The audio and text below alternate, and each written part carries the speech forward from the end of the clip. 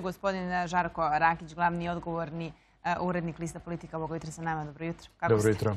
Žarko, čuo se da je Nemačka najbolje prošla u koroni, da je to jedna socijalna država, da ove istočnoevropske bivše komunističke zemlje i Nemačka koja ima bogata zemlja, ima socijalno osiguranje, zdravstvo na jednom nivou za sve. I međutim, juče je došlo do panike u Nemačkoj i Angela Merkel se obratila građanima. Prvo, Nemačka više od milijardu evra gubi koliko? Dnevno? Trgovina gubi 1,15 milijardi dnevno. Dnevno 1 milijard. Dnevno. Kupuje se samo prehrambena roba. Ko će kupiti sad tepih, auto ili nešto? A neće, evo, mada se najavljuje da se mere relaksiraju, evo sad zaposleni u Volkswagenu kao počinju da rade. Međutim, statistika je uplašila Angelu Merkel, jer ranije je bio ideal da jedan zaražen može zaraziti još jednoga i to je kao izlazna varijanta. Međutim, sad se korona opet širi u Nemačkoj. Pa jeste, bila je računica na početku katastrofalno. Ono, valjda bilo je u Nemačkoj bilo da jedan zaraženi troje zdravih ljudi zarazi. Onda su oni tu uspjeli da vremenom skinu na manje od 1, bilo je valjda 0,7, pa skočio 0,9. Juče se pojavio podatak da je opet 1,1 i to je izazvalo... U Nemačkoj u ovom trenutku je 150.912 obolelih, a 6.314 ukupno umrlih zapravo. A postoji veliki broj koji su u kritičnom stanju, to je 2.409. Pa jeste. Nije kraj. Nekako smo prerano došli na ideju, to jest poverovali u to da vidimo rep korone, ali čini nam se da baš nije situacija tako. Pa naravno da nije, ali to se čini nama ovdje u studiju. Nadam da se pogledate sliku na strani Politike. Mislim, ta slika, mislim, užas, mislim, iz Novog Sada, mislim, ono... Evo, bez zaštitnih maske, bez propisnog rastojanja. Dajte mi da pokažem našim gledalcima, nisam vidjela. Kao da su prošle godine ovo vreme. Ovo je, dakle, lep dan u prirodi. Pa lep dan je u prirodi, mislim, ali... Priroda je... Ali ljudi se prave kao da nema korone. Ali evo, juče je došlo do demonstracija nemačkih lekara. Oni su se skinuli goli jer su rekli da nemaju zaštitnu opremu koja se... I onda je na osnovu toga Angela Merkel zabranila izvoz zaštitne opreme koja se proizvodi u Nemačkoj. Nemačku su optuživali da ne dozvoljava izvoz zaštitne opreme, zaustavila na granici opremu koju je platila Švajcarska. Govorilo se da Nemačka je otela neku opremu. Ovo su ti lekari, ovo su te izjave koji su inicijativa da se upravo da na taj način pokažu svoj protest, da su nekoliko ovih meseci radili bez adekvatne opreme, da nije bilo dovoljno svega što je potrebno. To izgleda nevjerojatno za jednu Nemačku. Kaže, vodići računa da ne vulgarizuju svoj golišavi protestni performans, lekari su apelili na nemačke političare da povedu računa o merama zaštite osoblja u zdravstvenim ustanova. Iako Nemačka ima sređeno zdravstvo, najbolje bolnice, najviše kreveta slobodnih.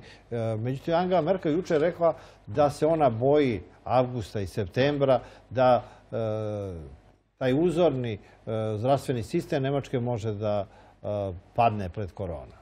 Pa nijedan zdravstveni sistem na svijetu nije bio spreman za pandemiju, pa čak ni Nemačka. Dakle, niko nije imao zalihe koje se propisuju, mislim, i maski, i zaštite rukavica, i respiratora, pa čak i bolničkih kreveta, mislim, niko nije imao. Evo golih lekara, evo. Evo, oni protestuju. Juče, to je neobično za Nemačku. 860 njih je potpisalo tu peticiju, zapravo, jer zaista mi uporno govorimo... Evo, lekari su skinuli goli i protestuju, ali ima, on je go, ali ima masku. Ima masku, da. Dobro, mislim, takve vrste... Evo, ima i vizije, sve. Kakva je ovo poruka? Šta ovo sada znači? Hajde da pokušamo i to da definišemo. Dakle, nekako svakom je svoj problem najveći i to je naravno svima jasno. I negde smo i duboko verovali da li je Srbija spremna, da li smo imali sve, koji su to propusti bili. A onda kada govorimo o lošem, onda se često poredimo sa drugima. Kada govorimo o dobrom, onda što se mi poredimo sa nečim? Međutim, ovo što se sad dešava u Nemačkoj je neverovatno. Ovo se ne dešava ni u Srbiji, ni u jednoj zemlji. Pa dobro, Nemačka je najveća evropska država i naravno da se ti, ma koliko si manji, ugledaš na nekoga, pa uvijek gledaš onoga koje je u najboljem stanju. Nismo naši radnici išli najviše u Nemačku onako slučajno, tako, gastarbeiteri. Tako da, kažem mi, ta jedna bogata Nemačka sad polako svodi račune i vidi da nije to baš tako idealno. Evo kako izgledaju kancelarije. Vratite ovu prošlu sliku. To je snimak, nisam sigurna može da se vrati istog trenutka, ali ovo su, dakle, svi lekari koji s razlogom, oni su bili na prvoj liniji udara. Dakle, i nalaze se u situaciji da zapravo ne može niko da pomogne. Vidjeli smo koji je rat bio za respiratore. Potpuno neverovatna jedna priča. Kada je predsjednik to govorio, to je delovao srko Matrix. Šta to znači? Kad vidimo s nekim koferima, tražimo nešto, ali tek sad vidimo da je to istina. U Tajlandu je neki bio avion koji je išao sa respiratorima, a onda su ono što je Nemačka kupila, a onda su Amerikanci to oteli. A Trump je rekao da to nije istina, da se to nije desilo. Pa dobro, mislim, jeste, uzeli su, mislim, skrenuli su neke, što kaže, kao skretničare, tako na pruzi. Malo su samo skrenuli leti, respiratori su...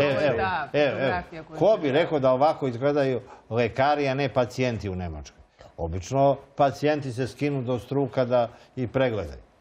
Dobro, ovo je više slikanje za medije, mislim, nego... Da, ovo su namjenske fotografije napravljene u cilju protesta. U svakom slučaju skrenuli su pažnju na problem i to više kancelarija. Evo, to je posljednja vest. U drugom talasu virus bi mogao da napadne sasvim drugačijom snagom.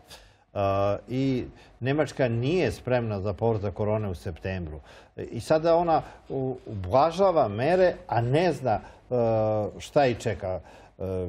Govori se da neće moći Nemačka da primi 1000 pacijenata. Angela Merkel stalno ponavlja da Nemačka ne treba da se odmara na govorikama uprkos činjenici da je stopa rasta infekcije opala, a virusolog Christian Dorsten iz čuvene nemačke bolnice Charité te upozora da bi virus u novom talasu, koji se najčešće najavljuje za septembar, mogao da napadne sasvim drugačijom snagom. Virus će nastaviti da se širi narednih nedelja i meseci svuda u isto vreme. To je neverovatno. Govorilo se da će letos nestati korone, da će to kao i svi gripovi sezonske koji su bili. Međutim, ovdje se dešava nešto što niko nije mogu da pretpostavi.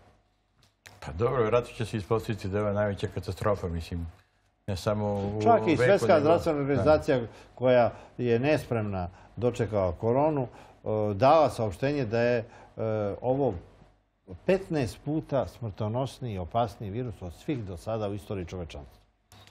Jeste, imamo nekoliko pravaca djelovanja pandemije. Znači, jedna je na udarac na ljudske živote, drugo će biti udarac tako na ekonomiju, treće na uopšte način života, mislim, i našeg ponašanja i u svojoj radnoj okolini i u javnosti. Tako da, stvarno ćemo im trpiti, ja mislim, godinama, možda i decenijima posljedice.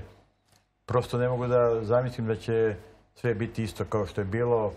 Evo, Žarko, sad ljudi masovno gledaju šta je ko najavio 2015. 2014. I sad... 81. Čitaju se Simpsonovi, čitaju se Asterix. Ali evo vidimo jedan prilog talijanske televizije RAI iz 2015. godine. Ajde da vidimo pa da... Da, zapravo ovaj prilog je prvo emitovala, ako se ne verimo, crnogorska televizija. Ovo je jedan klip koji se masno širi na društvenim mrežama. Evo recimo, najčuveniji sportski komentator, najveći stručnjak za kaučo italijanski, za fudbal, Šofranec je postao najveći stručnjak u Evropi za koronu. Evo da vidimo njegov prilog.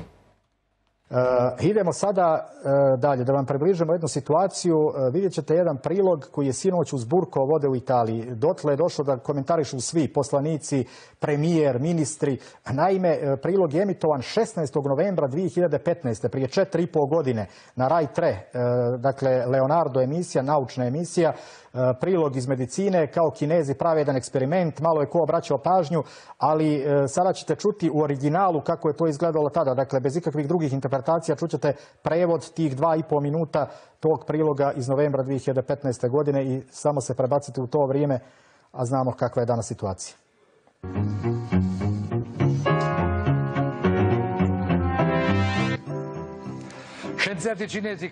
Kineski naučnici stvorili su jedan novi supervirus preko proteina izvučenih iz slijepih miševa, stavljenih na jedan njima stari poznati virus. Naravno, to je samo jedan eksperiment naučni, ali ipak stvorio je mnogo polemika i u naučnom svijetu, medicinskom i između država. Dakle, izvući proteine iz slijepih miševa i staviti ga na njima poznati virus SARS iz 2003. i na taj način probati ga na miševima. Efekti su bili ubitačni, ali upravo je stigla i potvrda da bi ubitačan bio efekat na čovjeku. Dakle, da li vrijedi stvoriti jedno tako veliku prijetnju, imati praktično biološko oružje lagano u svojim rukama samo da bi se igrali nauki i eksperimenata? Dakle, tu je i stari mit o dedalu Ikaru, kako njegov sin nije mogao da leti, ali slijepi miševi itekako lete. U Kini ih ima puno i eto sada su odlučili da sa njima prave eksperiment. Dakle, jedna površna stvar, jedan koronavirus iz ove porodice, ali novi koronavirus koji bi bio još opasniji, ovaj koji je stvoren u laboratoriji. Dakle, pokazao se smrtonosnim za miševe i definitivno bi bio mnogo opasan i za ljudski organizam. Jednostavno stavljanje na virus SARS koje može uvijek da se uradi jer tih uzroka imaju milion i onda evo kako bi napao ljudski organizam preko molekula koji bi se stvorio, dakle C, H i O, jednostavno ušao bi u ljudska pluća i mogao da napada sve ljudske ćelije. Prije svega bilo bi teško za disanje, dakle za respiratorne organe. Naravno, potvrda još lakša za Kineze je ta da se ne bi morao koristiti miš kao posrednik u svemu tome, već bi direktno ovaj virus mogao da se pusti i da napada ljudski organizam. Jednostavno su Amerikanci odmah tražili da se ovo zaustavi, da je to klasična zloupotreba i oni su takve eksperimente prekinuli. Dakle, ovo bi bilo biološko oružje i da će Kinu staviti pod kontrolu ako ovo ne uradi. Kinezi su rekli da je samo ovo eksperiment i da bi korist bila velika. Ipak, ta teorija ne ubjeđuje mnoge. Kakva korist kada se igraš sa ljudskim životima? Jednog dana neko bi mogao da ga izvuče iz laboratorije. I šta onda? U ovo vrijeme pametnije je ne stavljati nikakve organizme i mikroorganizme koji napadaju čovjeka, jer svijet je takav da je rizik enorman. Ovo su riječi tada upotrebljene 2015. Sad, kad je sinoć ponovo bačen u vatru ovaj prilog, došlo je do vrha države, oni kažu da ne znaju, da će pitati naučnike, naučnici kažu da... Dakle, još jedan put podsjećamo, ovaj snimak koji smo vidjeli, ovo se emitovalo 2015. godine na kanalu Rai 3, dakle, italijanskom kanalu. Dakle, ovo sada vidimo, kažu, doći će dan kad će neko to moći upotrebi. Da li je taj dan došao? Da li sada sve je realno? Sve što je rečeno, i da će napadati pluća, i da će... Nešto opasno izađe iz svih laboratorija. Sad ovdje, Amerikanci su još tada... nagovesti da to možda će da bude biološko oružje, da su sprečavali Kineze. Ali u tim projektima učestvuju su zajedno i Kinezi i Amerikanci. Mi više ne znamo o čemu se radi. Pa dobro, skoro ne može više nikom nije se veruje, mislim. Evo, vidjeli smo sada sve više nobelovaca tvrdi da ovo nije prirodan virus, nego veštački. Evo imamo konkretan dokaz. Da li da verujemo drugima ili svojim očima i ušima? Šta da radimo? Pa ne znamo, ja ne znam koja je razlika između prirodnog virusa i veštačkog virusa. Ne, da li nastao u laboratoriji ili slučajno. Znači, ovo je namjerno. Sad onda optužuju Kineze da su neodgovorni, da je to procureo iz laboratorije. I evo ga krivac. Jeste, i on je na spisku krivaca i Soros je prozvan za krivac, da je veliki krivac, ili tako?